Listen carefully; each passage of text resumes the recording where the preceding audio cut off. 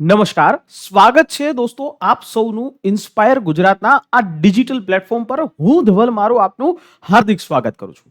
દોસ્તો, તમે થંબનેલ વાંચ્યું કે ભારત કોઈ દલાલ દેશ નથી. ભારત કોઈ દલાલ દેશ નથી આવું જે સ્ટેટમેન્ટ ભારતના વિદેશ મંત્રી એસ જયશંકર એમના દ્વારા સંસદમાં પણ આપવામાં આવ્યું. શા માટે આવું સંસદમાં આ સ્ટેટમેન્ટ આપવામાં આવ્યું? એક તરફથી વિપક્ષ સતત સરકારને એ તરફ જે છે હુમલાઓ કરી રહી છે કે મોદી સાહેબ જે કોમ્પ્રોમાઇઝ થઈ ગયા છે, નરેન્દ્રભાઈ મોદી પ્રધાનમંત્રી કોમ્પ્રોમાઇઝ. પણ અહીંયા વાત આખી સમજવા જેવી છે. વાત એ છે કે આ વખતે પાકિસ્તાનની વાત એવી છે કે ભારત પાકિસ્તાનની જેમ કોઈ દલાલ કે મધ્યસ્થી નથી. જ્યારે આપણે સમગ્ર વિશ્વની અંદર વિશ્વ ગુરુ બનવાની વાત કરીએ છીએ તો ત્યારે આ દલાલ નામની વસ્તુ આવી કઈ રીતે, શું થયું શું નહીં, એની આખી વિગતે વાત કરીએ. તો તમને બધાને ખબર છે કે હાલની અંદર જે સંકટ અત્યારે હાલમાં ચાલી રહ્યું છે ઈરાન અને ઇઝરાયલ યુદ્ધની અંદર, અને એ ઈરાન ઇઝરાયલ યુદ્ધમાં અમેરિકા ઇઝરાયલના પક્ષે જોડાઈ ગયું. આ બાબતમાં લગભગ હવે આ યુદ્ધ છે 27 દિવસ એને થઈ ગયા છે. 27 દિવસ એટલે 1 મહિનો જેવો સમય એ આ યુદ્ધને હવે થવા આવશે. અને સામા પક્ષે ઇઝરાયલ એણે ઈરાનનું ઘણું ખરું તહેસ નહેસ કરી નાખ્યું છે. એવી જ રીતે ઈરાને પણ હાર માની નથી અને હાર માનવાની જગ્યાએ આ યુદ્ધને લાંબુ ખેંચ્યું છે. આ યુદ્ધ છે એ પાકિસ્તાન કે પછી યુએસએ કે પછી ઇઝરાયલ એ બહુ ટૂંકા સમયગાળા માટે એ માનતા હતા, ઓછા સમયગાળા માટે માનતા હતા, પરંતુ થયું એનાથી તદ્દન ઉલટું.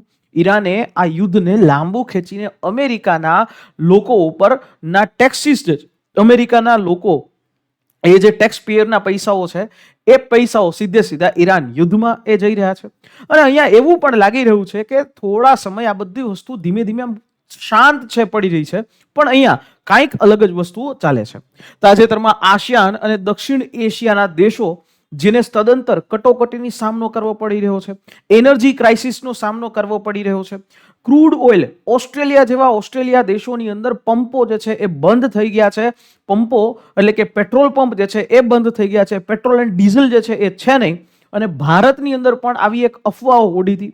ભારતની અંદર ફ્યુલ પ્રાઇસીસ છે પ્રીમિયમ પેટ્રોલમાં વધી ગયા છે. પણ આ સંકટ પાકિસ્તાન, ફિલિપિન્સ, નેપાળ, બાંગ્લાદેશ બધી જગ્યાએ એનર્જી સંકટ જે છે એ જોવા મળી રહ્યું છે. પેટ્રોલ અને ડીઝલ સંકટ જોવા મળી રહ્યું છે. એલપીજી ગેસ છે એ છે નહીં. તો હવે એવામાં પાકિસ્તાન છે એ પીસ મેકર તરીકે બને છે. તમને પણ ખ્યાલ છે કે ભારત અને પાકિસ્તાનનું જે ઓપરેશન સિંદૂર ચાલતું હતું એવામાં ટ્રમ્પે હસ્તક્ષેપ કરી અને ભારત પાકિસ્તાનની ઓપરેશન સિંદૂર જે છે એને હોલ્ડ ઉપર કરાવ્યું. એટલે કે એને યુદ્ધ જે છે એ હોલ્ડ ઉપર કરાવ્યું અને પોતાને વિશ્વની અંદર શાંતિપ્રિય નેતા તરીકે પોર્ટ્રે કરી અને એ જ ડોનાલ્ડ ટ્રમ્પે આજે ઈરાન ઉપર ધાવો બોલી દીધો છે. એટલે આ દુનિયાના નેતાઓનું બેવડું વલણ છે. પણ આ પાકિસ્તાન, ડોનાલ્ડ ટ્રમ્પે પાકિસ્તાનને ઈરાન અને ઇઝરાયલ યુદ્ધની અંદર આગળ કહ્યું છે. પાકિસ્તાન તરફથી પાકિસ્તાનના પ્રધાનમંત્રી અને શહેબાઝ શરીફ અને પાકિસ્તાનના આર્મીના જે જનરલ આસિમ મુનીર, આ બંને લોકો ઈરાનની વચ્ચે અને ઇઝરાયલની વચ્ચે મધ્યસ્થી કરાવવા બાબત તરફ આગળ વધી રહ્યા છે. અને એને પાછો ઓમાન, તુર્કી, ગલ્ફ કાઉન્સિલ એટલે કે સાઉદી અરેબિયા, બરાબર, યુએઈ, કતાર, આ બધા દેશોનો ટેકો પણ છે. પાકિસ્તાનની સરહદ ઈરાન સાથે લાગે છે અને પાકિસ્તાનના સંબંધો પણ ઈરાન સાથે સારા છે. તો એવા નાતે પાકિસ્તાન એક પીસ મેકર બનવાની ભૂમિકા તરફ આગળ વધે છે. મલેશિયાના પીએમ છે, પ્રધાનમંત્રી અનવર ઇબ્રાહિમ, જે ઓલરેડી મુસ્લિમ જ છે, એણે પણ ઈરાન અને ઇઝરાયલ યુદ્ધની અંદર પાકિસ્તાનની મધ્યસ્થી છે જેના બાબતે યુએસના ડોનાલ્ડ ટ્રમ્પે વાત કરી છે એ ઓફર પાકિસ્તાનની એ આવકારવાદાયક છે, આવું સ્ટેટમેન્ટ આપી દીધું છે. અને આવનારા સમયમાં ઈરાન સાથે આ કરાર કરવા માટે, સમજૂતી કરાર કરવા માટે, યુદ્ધને રોકવા માટે જેડી વેન્સ એટલે યુએસએના એ ડેપ્યુટી રાષ્ટ્રપતિ એટલે કે યુએસએના એ વાઇસ પ્રેસિડેન્ટ, એ અહીંયા આવી રહ્યા છે, એ પાકિસ્તાન આવી રહ્યા છે. ત્યારે સમગ્ર વિશ્વને અચંબા ભરે એ સ્થિતિ છે. આ જ પાકિસ્તાન છે કે જ્યાં યુએસએનો સૌથી મોસ્ટ વોન્ટેડ એવો આતંકવાદી ઓસામા બિન લાદેન એ મળેલો. આ જ પાકિસ્તાનમાં ટેરરિસ્ટ કેમ્પો ચાલુ છે. આ જ પાકિસ્તાન છે સમગ્ર વિશ્વમાં ટેરરને ફંડ કરી રહ્યું છે. અને હવે આ જ યુએસએ કે જે યુએસએ એક સમયે 2011માં ઓબામા જ્યારે એના રાષ્ટ્રપતિ હતા ત્યારે એ સમયે ત્યાં જઈ અને સર્જિકલ સ્ટ્રાઇક કરેલી, લાદેનને મારી નાખેલો, અને એ લાદેન થી લઈ અને ઘણા બધા એવા લોકો છે એને મારી નાખવામાં આવ્યા હતા જે યુએસએ માટે ખતરારૂપ હતા. અને હવે એ જ લોકો છે અત્યારે પાકિસ્તાનનો રાગ આલાપી રહ્યા છે. હવે આ બધા વસ્તુનું રીઝન શું? તો કે ડોનાલ્ડ ટ્રમ્પ અને પાકિસ્તાનના આર્મીના જનરલ આસિમ મુનીર વચ્ચે થયેલી એક ટ્રેડ ક્રિપ્ટો ડીલ, આ ડીલને કારણે પાકિસ્તાનને વ્હાઇટ હાઉસનું સીધું એક્સેસ મળી ગયું છે.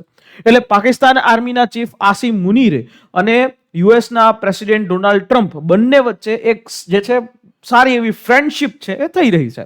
હવે અમેરિકા અને ઈરાની પ્રતિનિધિ મંડળ છે એને અહીંયા જે છે ઓફર પણ આપી છે. ડોનાલ્ડ ટ્રમ્પને આસિમ મુનીરે ઓફર આપી કે જો તમે ઈચ્છો તો અમે તો કરી શકીએ, અને આમે યુએસએના બેઇલ આઉટ પેકેજથી યુએસએ પાસેથી લોન લઈને પાકિસ્તાન તો મોટું બન્યું છે, અત્યાર સુધી જીવ્યું છે.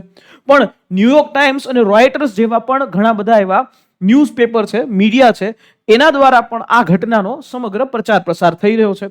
એટલે પાકિસ્તાન જે દુનિયાને ટેરર ફંડિંગ કરી રહ્યું છે, દુનિયાના અંદર ટેરરિસ્ટો મોકલી રહ્યું છે, આજે એ શાંતિની વાતો કરે છે, માનવામાં નથી આવતું. પણ હકીકત એવી છે, જે રીતે પાકિસ્તાન આવી શાંતિ મંત્રણાઓ મધ્યસ્થી કરવાની વાતો કરે છે, પણ એ હકીકતમાં કાંઈ છે નહીં. ઈરાન તરફથી ઈરાનના વિદેશ મંત્રાલય દ્વારા સ્ટેટમેન્ટ આપીને કહી દેવામાં આવ્યું કે આવી ઓફર અમને કોઈ મળી જ નથી, ન તો પાકિસ્તાન તરફથી મળી, ન તો યુએસએ તરફથી મળી. બીજી વાત કે અમેરિકા અને ઈરાન વચ્ચે બેઠકો શરૂઆત કરાવવાની વાત મીડિયામાં ચગે છે, મીડિયાની અંદર છે, પણ હકીકતમાં સમજો આ યુદ્ધ છે ઈરાન અને ઇઝરાયલ વચ્ચે હતું, તો મધ્યસ્થી ઈરાન અને ઇઝરાયલ વચ્ચે થવી જોઈએ, નહીં કે ઈરાન અને પાકિસ્તાન વચ્ચે કે યુએસએની વચ્ચે. બીજી વાત, ઈરાનની અંદર જે પણ હુમલાઓ સૌથી વધારે કર્યા એ ઇઝરાયલે કર્યા છે. ઇઝરાયલે આની અંદર સૌથી વધારે મિસાઇલ એટેકો કર્યા છે. ઇવન કે આ જ મોસાદ ઇઝરાયલની કે જેણે ખામેનીનું મૃત્યુ કર્યું છે, એટલે કે સુપ્રીમ કમાન્ડરનું મૃત્યુ કર્યું છે, અને એ લોકો યુદ્ધ કરવાની તૈયારી સાથે બેઠા હતા અને પ્રોપર પ્લાનિંગની સાથે બેઠા હતા. અને આ જ ઇઝરાયલે ક્યારેય પાકિસ્તાને એટલું પ્રાધાન્ય નથી આપ્યું. ઇઝરાયલ, તમે વિચારો, આજ ઇઝરાયલ જેણે ઓપરેશન સિંદૂરની વખતે પણ ભારતને સપોર્ટ કર્યો હતો કે જ્યારે જેટલા પણ હથિયારો જોશે, જે પણ જોશે, અમે ભારત સરકારની સાથે ઊભા છીએ. તો આજે નરેન્દ્રભાઈ મોદી એટલે કે ભારતની વિદેશ નીતિ એ પણ ઇઝરાયલની સાથે ઊભી છે. હા, એ છે કે પાકિસ્તાન ક્યારેય પણ ઇઝરાયલમાં પોતાનું પ્રતિનિધિ મંડળો જે છે એ મોકલી પણ નહીં શકે કે સમાધાન કરવા માટે. પણ ટ્રમ્પના આધારિત જે છે એ ટ્રમ્પની આધારિત રહી અને અત્યારે એ ઉછળી રહ્યા છે. આ કેના જેવું છે કે બે મોટા મોટા બળિયાઓ બાંધે છે અને સમાધાન કરવા માટે જેને કોઈ દી સમાધાનનો ખબર નથી ને એવા લોકો છે આગળ આવ્યા છે. પણ અહીંયા પાકિસ્તાન માટે અત્યારે સમગ્ર દુનિયાની અંદર પ્રશંસા થઈ રહી છે કે ભાઈ જો આ રીતે આવા પ્રકારના જ્યારે સમગ્ર દુનિયાને જરૂર હતી ત્યારે પાકિસ્તાન સૌથી સારામાં સારું મધ્યસ્થી બનીને બેઠું. પણ એવું નથી. પાકિસ્તાનને વ્હાઇટ હાઉસની અંદર જે ડોનાલ્ડ ટ્રમ્પ અને આસિમ મુનીર વચ્ચેના જે સંબંધો જે બન્યા એના કારણે આ બધી વસ્તુ છે. પાકિસ્તાની પત્રકારો છે એને પણ હવે અત્યારે દુનિયાની અંદર પ્લેટફોર્મ મળી રહ્યું છે કે આવો તમે આ વિગતો છે તમારા અખબારોની અંદર છાપો. સામે ભારત માટે એક પ્રેશર છે. ભારતને અત્યારે હાલ સાઇડલાઇન કરાઈ રહ્યા છે. આ જ યુએસએ ભારત ઉપર ટેરિફ લગાડ્યા હતા. પણ અહીંયા જોવા જેવી એ છે કે ગ્લોબલ ઓર્ડર યુએસએ તરફથી રહેવા નહીં, પણ ગ્લોબલ ઓર્ડર રશિયા અને એવા દેશો સાથે રહેવાની છે કે જ્યાંથી આપણને હવે ફાયદો એ થઈ શકે છે. બરાબર. ઇવન ન્યુયોર્ક ટાઈમ્સ યુએસએ છે એ આપણને સમજાવે છે કે ભારતે અને પાકિસ્તાને પોતાના મતભેદો ભૂલી જવા જોઈએ. શું કામ? કારણ કે અત્યારે સમગ્ર દુનિયા એનર્જી ક્રાઇસિસમાં પડી રહી છે, એટલા માટે એ લોકોનું નાક દબાયું છે, એટલા માટે આવું વાતો કરી રહ્યા છે. સામે બે અલગ અલગ પ્રકારની નીતિઓ છે હંમેશા જોવા મળી છે. ભારતે અને આ જ મતભેદો ભૂલવા માટે યુએસએ આપણને એવું કહે છે કે ભાઈ કાશ્મીરનો ઇસ્યુ તમારે જે સોલ્વ કરી લેવો જોઈએ. જે પીઓકે અને કાશ્મીરનો ઇસ્યુ છે પાકિસ્તાન કહે છે એ ઇસ્યુ ભારતે બેસીને કરી લેવો જોઈએ. આવી સૂફીણી સલાહો અત્યારે અપાઈ રહી છે દુનિયાની અંદર. પણ ભારત હંમેશા ક્યારે પણ આવા મુદ્દાઓ ઉપર બે દ્વિપક્ષીય વાતચીત જ ઉપર વાત કરે છે. ભારતે ક્યારેય ત્રીજા પક્ષની મધ્યસ્થતા સ્વીકારી જ નથી. પાકિસ્તાન હંમેશા ત્રીજા પક્ષની મધ્યસ્થતા સ્વીકારે છે. ભારત અને પાકિસ્તાનના યુદ્ધ વખતે ત્યારે એ પાકિસ્તાનના આસિમ મુનીર એ યુએસએ ની અંદર ને ફોન કરીને કહે છે કે અમને બહુ માર્યા, અમારા ન્યુક્લિયર સાઇટ તોડી નાખ્યા, હવે તમે કંઈક કરો. બરાબર, જ્યારે ભારતે ડોનાલ્ડ ટ્રમ્પને કાંઈ કીધું નહોતું, અને એ સત્તાવાર માહિતી પણ, સત્તાવાર જે છે પુષ્ટિ પણ ભારતે ઓફિશિયલી કરી દીધી છે. સાથે સાથે ભારત એ હંમેશા કોઈ પણ સમસ્યાનો વાસ્તવિક ઉકેલ એ ઈચ્છતા હોય છે. જ્યારે પાકિસ્તાન છે દુનિયાને હારે વિશ્વની અંદર પોતાની જે પ્રજાને એમ કહી શકે, જોયું આપણે આ સમાધાન કરાવ્યું. એ રીતે કાશ્મીર અને ચાઇના બોર્ડર ઉપર હંમેશા ભારતે એ થર્ડ પાર્ટીનો વિરોધ જ કર્યો છે. પાકિસ્તાન હંમેશા વચેટિયા બનવાની વાતો કરે છે અને બીજાને વચ્ચે લઈ આવે છે. બરાબર, પાકિસ્તાનની અંદર ઇન્ટરનેશનલ ન્યૂઝ ચેનલો દ્વારા અત્યારે ભારત વિરોધી જે છે પ્રચાર પ્રસાર થઈ રહ્યા છે કે જોયું ભારત જે છે જોતું ને જોતું રહી ગયું, પાકિસ્તાને તો સમગ્ર દુનિયાને શાંતિનો સંદેશો એ પ્રોવાઈડ કરાવ્યો, શાંતિનો સંદેશો આપ્યો, બે મોટા મોટા દેશો વચ્ચે સમાધાન કરાવ્યું અને દુનિયાનું એનર્જી સંકટ હલ કર્યું. આવું સમાચાર એ લોકો ત્યાં ઓલરેડી પ્લે કરી ચૂક્યા છે. પરંતુ વાત આખી અલગ છે.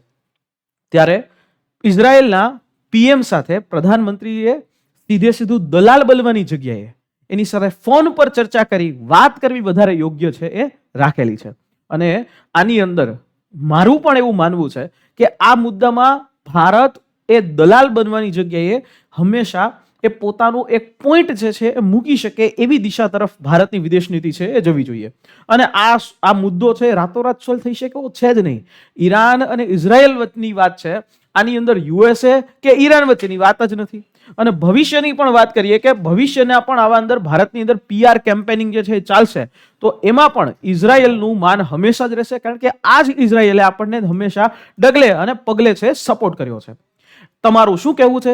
ઇઝરાયલે હંમેશા આપણને ડગલે ને પગલે સપોર્ટ કરે છે, તો ભારત એ ઇઝરાયલ અને ઈરાનની વચ્ચે મધ્યસ્થતા કરવી જોઈએ કે ન કરવી જોઈએ? નીચે કોમેન્ટ બોક્સમાં જરૂરથી આપનો અભિપ્રાય આપજો. અને હા, આ યુટ્યુબ ચેનલને સબસ્ક્રાઇબ જો ન કરી હોય તો સબસ્ક્રાઇબ કરી દેજો, કારણ કે તમારા સબસ્ક્રાઇબ કરવાથી અમને એક એપ્રિશિએશન મળે છે, અમને ઉત્સાહ મળે છે. આ જ પ્રકારે જો સારામાં સારો કન્ટેન્ટ છે ગુજરાતીની અંદર તમને અમે સમજાવી શકીએ. આશા રાખીએ આ માહિતી સમજાઈ હશે. જય હિન્દ, જય ભારત.